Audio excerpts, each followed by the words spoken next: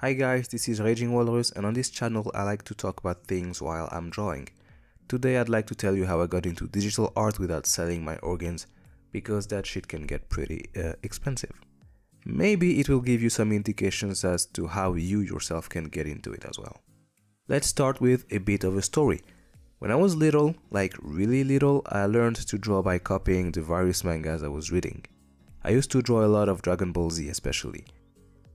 Akira Toriyama is really a master when it comes to drawing strong, efficient character designs, and his art style consisted mainly of outlines at the time, so it was really ideal to practice as a beginner.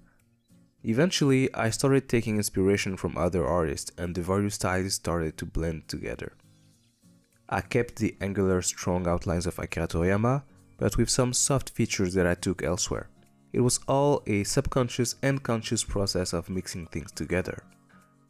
I enjoyed drawing like this, but drawings look better when you put them in color, so I started to learn how to shade my drawings.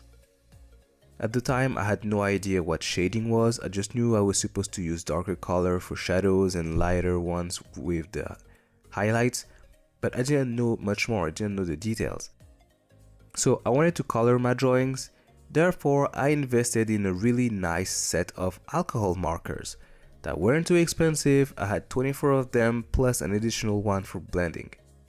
I really loved those markers. There's really something special about the uneven organic colors you get with traditional mediums. But even though those markers weren't very expensive compared to other brands like Copic, it was still $50 for the set of 24 markers.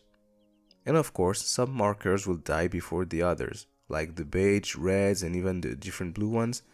So when those would die, I would need to buy those individual markers again, which were more expensive bought individually than within a set. I think the price of one alcohol marker was like €2.70 to €3, something like that, which is not expensive all in itself, but if you have to buy all 24 markers individually, it would have cost more than €70. Meanwhile, I still wanted to color my drawings because shading is fun and learning about color really puts you on another level as an artist, but it's expensive. So I found a solution. If I ask you the question, what is man's best friend? Your answer should be their phone. Sure, I love dogs, but you can't watch YouTube on your dog, and you can't paint on your dog either, or at least you shouldn't. But you can totally do it on your phone. At the time I was using a Samsung S4 or 5, I don't remember exactly, but it was well past the prime of that specific device anyway. But I got it for free at the time, so I couldn't really complain about it. It served me great. And that means you can also use your phone. If you think your phone is not up to par, you can still get some use out of it. What I would do was draw my stuff as usual with my G pen and ink, doing the outlines, the line art, some hatching. Then I would take a photo of the drawing and import it on an art app I had on my phone. There's a ton of free apps out there that allows you to do some basic coloring and shading. For a small price, you can even have access to some pretty powerful drawing tools that would help you totally transform your drawing and bring it to life. But here's the deal. Remember what I said about my phone? The phone I had at the time was already old for that era. Its camera wasn't great anymore and it was slowing down on me. So when I would take a photo of my artwork, the quality wasn't great. Plus, when I would color it, the app would be slow and those issues can be annoying. So I switched things up a little bit. I scanned my drawings on my laptop and sent them to my phone so I would color them right there.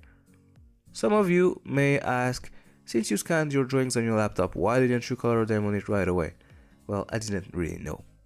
For a long time, I was completely ignorant to the fact that programs like Photoshop could be used for illustration and that they were accessible for beginners.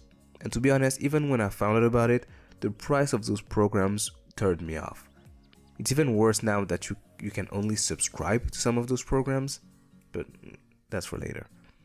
So after a long time, I finally got my first graphics tablet.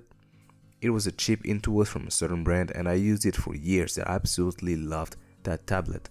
It was transportable, small, I could use it when I went somewhere on the weekend, and I could finally fully use my laptop to color my drawings, and it was great. I think it was maybe $100 for that tablet. But everything had its limitations. So I had to find another solution, which brings me to what I'm using now.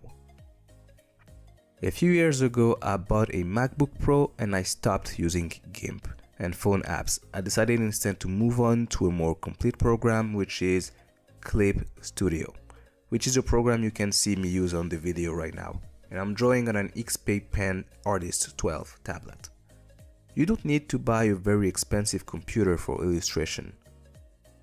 Most programs are not very demanding on the CPU. Most art programs aren't demanding on the CPU. I think the Adobe ones are the most demanding, but still, as long as it's not video editing, you should be fine. But you definitely need to pick one that has a good screen, good color accuracy, and that will be as reactive as possible when you're using your tablet. When I draw on my laptop, I need to be sure that the colors will still look pretty much the same once I post them on Instagram or whatever else. Because you may not know it, or maybe you did notice, but devices change the way you see things. Depending on the screen, depending on the platform, you're not necessarily going to see the same thing. Make sure at least that the thing you're working on, the laptop on which you're doing the drawing, has a good quality, so you can be sure that at least what you will post online will be decent. If you don't want to spend a huge amount of money for a computer, I recommend you to buy a refurbished flagship model from a couple years back. Refurbished laptops still work great. If you put the price on it, it still looks brand new and it's still cheaper than buying the one that just came out. That way you will still enjoy a computer with a premium build and good performances, but without the price it had when it just came out. And that way you can also avoid issues like finding out that your brand new laptop that just came out this year has a shitty keyboard. I'm looking at you, Apple. I'm using Clip Studio for 3 reasons. The first reason being that I heard so many good things about it from good artists that I just had to try it out for myself. And they were right, it's just a very great program for illustration. If you just want to draw, it's perfect. Second reason, it's incredibly affordable. I almost feel like I stole it. I think I bought it for like $30 when it came out. $30 for something so powerful is a steal. I can't believe you would pay twice that price for 24 markers. The third reason is that once you buy that program, you actually own it. Adobe is great, don't get me wrong, but having to pay a monthly subscription for a creative tool leaves a bad taste in my mouth, especially for that price. Ultimately, I'm very happy with the tools I have, and as you can see, my stuff has changed a lot, but the most important change happened with my art skills. Nowadays, you have so many affordable options to start digital art. All you need to do is jump in the water, and no matter what tools you end up using, the most important is what you do with it. If there's just a few stuff you need to remember from this video about starting digital art, that would be buy a refurbished laptop. They are still great. Macs are great. I'm not saying they are the only options, but for illustrations they are pretty good. Buy a tablet that has a screen if you can, because it really makes a difference when you're switching from traditional art to digital art. You still want to see what you're doing. And there's a lot of affordable screen tablets nowadays. But if you're not willing to pay that premium, going with a normal tablet without a screen is still great. You can still use it, even do professional work with it. And that's all for today. Thank you for watching. If you guys enjoyed this video, give it a thumbs up and subscribe to my channel so you won't miss anything in the future. You can find the drawing from this video on my Instagram, link in the description below. See ya.